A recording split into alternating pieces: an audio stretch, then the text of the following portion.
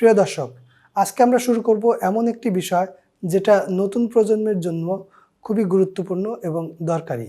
সেটা হচ্ছে ভোটিং বা অনলাইন ভোটিং। পৃথিবীতে এটি খুবই জনপ্রিয় এবং আগামীর বিশ্বে এআই বেস ভোটিং সিস্টেম চালু হওয়ার সম্ভাবনাই বেশি, কারণ ম্যাক্সিমাম মানুষই আগামীতে এআই নির্ভর হয়ে পড়বে। চলুন আমরা জেনে নেই এটি কেন দরকার, কিভাবে করা সম্ভব হতে পারে, কোথায় ইতিমধ্যে করা হচ্ছে এবং সবচেয়ে গুরুত্বপূর্ণ এর বড় ঝুঁকি কি হতে পারে এবং কিভাবে প্রতিরোধ করা যেতে পারে। ভোটিং কি, এআই পদ্ধতিতে কিভাবে নির্বাচন পদ্ধতি চালু করা যেতে পারে। সংক্ষেপে বলা যেতেই পারে ভোটিং মানে হচ্ছে ভোট গ্রহণ ও গণনা। পুরো প্রক্রিয়াটিকে ডিজিটাল মাধ্যমের উপর আনা। ভোটার অনলাইন বা ইলেকট্রনিক ডিভাইসে ভোট দেবে, সেগুলো অনলাইন ইলেকট্রনিকভাবে রেকর্ড হবে এবং ফলাফল ডেটা সিস্টেম থেকে তৈরি হবে। এআই বা আর্টিফিশিয়াল ইন্টেলিজেন্সকে এখানে দুইভাবে কাজে লাগানো যেতে পারে। একটি হচ্ছে অটোমেটিক অথেন্টিকেশন ও ফ্রড ডিটেকশন। উদাহরণ হিসেবে বলা যেতে পারে বায়োমেট্রিক পদ্ধতি, অস্বাভাবিক ভোটিং প্যাটার্ন শনাক্ত করা। আর দ্বিতীয়ত data analytics, real time monitoring, জালিয়াতি সম্ভাব্যতা পর্যবেক্ষণ ইত্যাদি। এখন আমাদের মাঝে প্রশ্ন উঠতেই পারে, এই ভোটিং পদ্ধতি কি আমাদের জন্য নিরাপদ?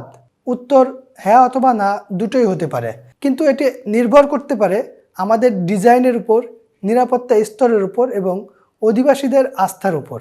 ভোটিং পদ্ধতির সুবিধাগুলো: প্রবাসী, দূরে থাকা বা শারীরিকভাবে অক্ষম ভোটাররা ঘর থেকেই ভোট দিতে পারবে, ফলে ভোটার অংশগ্রহণ বাড়ার সুযোগ থাকে এবং মানুষ ঝুঁকি নিয়ে ভোট কেন্দ্রে আর যাওয়ার প্রয়োজন পড়বে না। নির্দ্বিধায় ঘরে বসেই মোবাইল ফোনের মাধ্যমে অথবা কম্পিউটারের মাধ্যমে অথবা ট্যাবলেটের মাধ্যমে অথবা ল্যাপটপের মাধ্যমে ভোট দিতে সক্ষম হবে। দ্রুততা ও দক্ষতা: ফলাফল দ্রুত পাওয়া যাবে।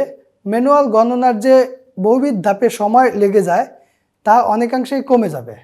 ট্রান্সপারেন্সি ও অডিট ট্রেল: ব্লকচেইন সহ সঠিক লেজার থাকা মানে ভোটের রেকর্ড পরিবর্তন অসম্ভব বা অনেক কঠিন, ফলে পরে অডিট করা খুব সহজ।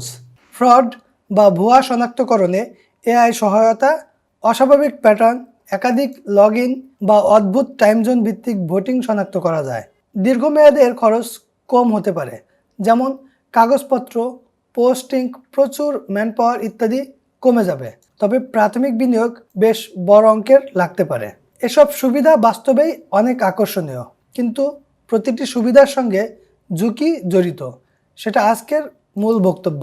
প্রধান অসুবিধা ও ঝুঁকি: সাইবার সিকিউরিটি রিস্ক, ইন্টারনেট ভিত্তিক সিস্টেমে একাই একাধিক লক্ষ ভোট এক ঘরের ভিতরে বদলে ফেলা সম্ভব হলে এর প্রভাব ভয়াবহ হতে পারে।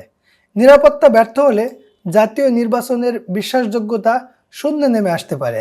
নিরাপত্তা সংক্রান্ত গবেষণায় বহুবারই ভোটিং হ্যাজার্ড উল্লেখিত হয়েছে। প্রিন্সেসন ইউনিভার্সিটি ওয়ার্ল্ড ডিভাইস লেভেলে হুমকি: ভোটারের ফোন বা কম্পিউটার যদি ম্যালওয়্যারে আক্রান্ত থাকে তাহলে ভোট কন্টেন্ট চেঞ্জ বা গোপনীয়তা ফাঁস হতে পারে। এটাই মোবাইল ভোটিং প্ল্যাটফর্ম ভোটস এর ক্ষেত্রে আলোচিত ছিল।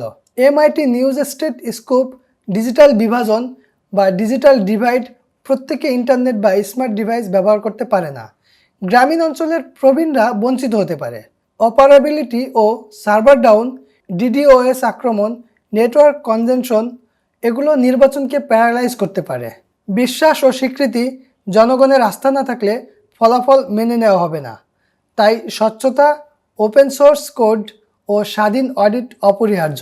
এই ঝুঁকিগুলো কেবল প্রযুক্তিগত তা কিন্তু নয়, রাজনৈতিক, সামাজিক এবং আইনগতও হতে পারে। তাই সমগ্র সিস্টেমকে টেকনিক্যাল প্লাস ইনস্টিটিউশনাল উভয়ভাবে শক্ত করা দরকার। পৃথিবীর বাস্তব উদাহরণ হু ইজ ডুইং হোয়াট: বিশ্বের সবচেয়ে পরিচিত কেস, এস্তোনিয়া 2005 থেকে এআই ভোটিং চালু করেছে এবং ধাপে ধাপে এটি জাতীয় ব্যবস্থায় পরিণত হয়েছে। সাম্প্রতিক নির্বাচনে ইন্টারনেট ভোটিং অনেকে ব্যবহার করেছেন, এমনকি সংসদীয় নির্বাচনে অনেকে অনলাইনে ভোট দিয়েছেন। এস্তোনিয়ার মডেল নাগরিক আইডেন্টিটি কার্ড, আইডেন্টিফায়েবল সিস্টেম ও জাতীয় ডিজিটাল অবকাঠামোর উপর ভর করে। Estonia, Brazil electronic voting machine, online নয় কিন্তু ই ভোটিং ক্ষেত্রে প্রসিদ্ধ। ব্রাজিলে 1990 সাল থেকেই ইলেকট্রনিক ভোটিং মেশিন উর্না ইলেকট্রনিক ব্যবহার হচ্ছে। এটি দেশব্যাপী ব্যাপক এবং র্যাপিড ভোট গণনায় পরিচিত। তবুও সিকিউরিটি ও স্বচ্ছতা নিয়ে বিতর্ক চলেছে। উইকিপিডিয়া, ফ্রান্স 24, সুইজারল্যান্ড বিভিন্ন ক্যান্টনে ই ভোটিং পাইলট চালিয়েছে। সিস্টেম ধাপে ধাপে সম্প্রসারিত হয়েছে এবং নিরাপত্তা ভিত্তিক আলোচনার কারণে দীর্ঘ বিতর্কও রয়েছে। উইকিপিডিয়ার তথ্য অনুযায়ী যুক্তরাষ্ট্র যেমন ওয়েস্ট ভার্জিনিয়া ভোটেজ মোবাইল ভোটিং পাইলট ও পরে সিকিউরিটি অডিট কিছু আঞ্চলিক প্রয়োগে মোবাইল ভোটিং বিশেষত বাইরের সৈনিক প্রবাসীদের জন্য ব্যবহার করা হয়েছে। ভোটস নামক অ্যাপভিত্তিক প্ল্যাটফর্ম ব্যবহার করে 2018 থেকে কিছু নির্বাচন চালানো হয়েছিল, কিন্তু পরে নিরাপত্তা গবেষকরা গুরুতর ত্রুটি ও ঝুঁকি শনাক্ত করেছেন। এটি দেখায় পাইলট চালানো যায়, কিন্তু পূর্ণ মাত্রায় সম্প্রসারণ করার আগে সজাগ হওয়া অতীব জরুরি। MIT নিউজ স্টেট স্কোপ উল্লেখ্য, পৃথিবীর কোনো কোনো বড় দেশে আন্তর্জাতিকভাবে স্বীকৃত পূর্ণ স্তরের অনলাইনে মূল্যায়িত ঝুঁকি উত্তোলিত জাতীয় নির্বাচন নেই যেখানে নিরাপত্তা সমস্যা সম্পূর্ণরূপে মুছিয়ে ফেলা গেছে। অনেক দেশে আংশিক, সীমিত বা প্রোগ্রামেটিক পাইলটই দেখা যাচ্ছে এবং সেগুলো থেকেই আমাদের শিক্ষা নেওয়া উচিত। ই ভোটিংয়ের ক্ষেত্রে নীতিগত ভিত্তি ঠিক করা, আইনগত সংশোধন অতীব জরুরি।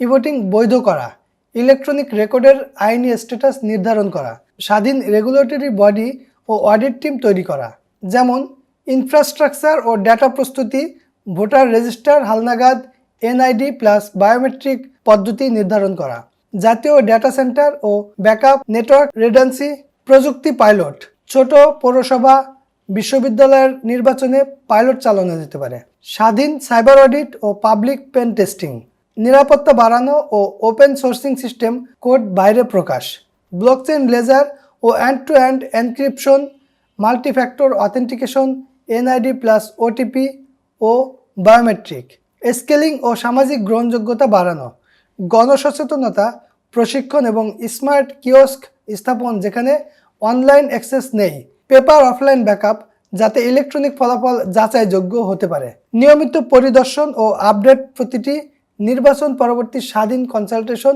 ও পাবলিক রিপোর্টিং।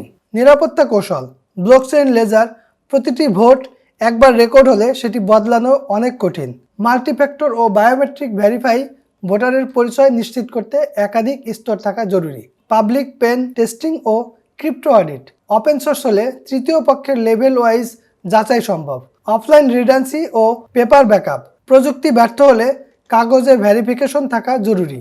এই পদ্ধতিগুলো অনুসরণ করলে ভোট সম্পূর্ণরূপে সুরক্ষিত থাকবে সেটা কিন্তু বলা যাবে না, তবে এগুলো গুরুত্বপূর্ণ রিস্ক হ্রাস কৌশল। নৈতিকতা, আইন ও সামাজিক বিবেচনা, প্রযুক্তি না বুঝে সোজাসাপটা প্রয়োগ করলে গণতন্ত্র নষ্ট হওয়ার ঝুঁকি রয়েছে, তাই নীতিগত নির্দেশনা হওয়া চাই। গোপনীয়তা, অ্যাক্সেসিবিলিটি, সমতা এবং স্বচ্ছতা, এই চারটি মূলনীতি প্রতিটি প্রযুক্তিগত সিদ্ধান্তকে গাইড করবে। আমার সাজেশন, ছোট মাঝারি পাইলট শেষ না হওয়া পর্যন্ত জাতীয় স্তরে সম্পূর্ণ অনলাইন ভোটিং চালু করা উচিত হবে না। ওপেন সোর্স সফটওয়্যার প্লাস স্বাধীন ক্রিপ্টো অডিট অনিবার্য। সব ভোটারদের জন্য বিকল্প পদ্ধতি রাখতে হবে যাতে ডিজিটাল ডিভাইড কাটানো যায়। প্রাথমিক বছরগুলোতে অনলাইন ভোটারের অংশ সীমিত রাখুন, বিশেষ শ্রেণী, প্রবাসী, সেনাবাহিনী, এরপর ধীরে ধীরে সম্প্রসারণ করা যেতে পারে। জাতীয় সাইবার রেসপন্স টিম ও ইলেকট্রনিক নির্বাচন রেজুলেশন মেকানিজম তৈরি করুন যাতে জটিল বিরোধ দ্রুত সমাধান করা যায়। বন্ধুরা, টেকনোলজি আমাদের জন্য শক্তিশালী হাতিয়ার, কিন্তু এটি চালাতে হলে আমাদের দায়িত্বশীল হওয়া অত্যন্ত বেশি জরুরি। AI ভিত্তিক ই ভোটিং আমাদের নির্বাচনী প্রক্রিয়াকে দ্রুত, অন্তর্ভুক্তিকর ও বহুমাত্রিক করে তুলতে পারে, তবে নিরাপত্তা, আইন ও আস্থাকে বিন্দুমাত্র হেলাফেলা করা যাবে না। আপনি কি মনে করেন আমাদের দেশ এই পথে এগুলে সুযোগের চেয়ে ঝুঁকি বেশি হতে পারে, না সুযোগই মূল? নিচে মন্তব্য করুন, আমি সব কমেন্ট পড়ব এবং সবচেয়ে গুরুত্বপূর্ণ প্রশ্নগুলো নিয়ে পরবর্তী ভিডিওতে আলোচনা করব।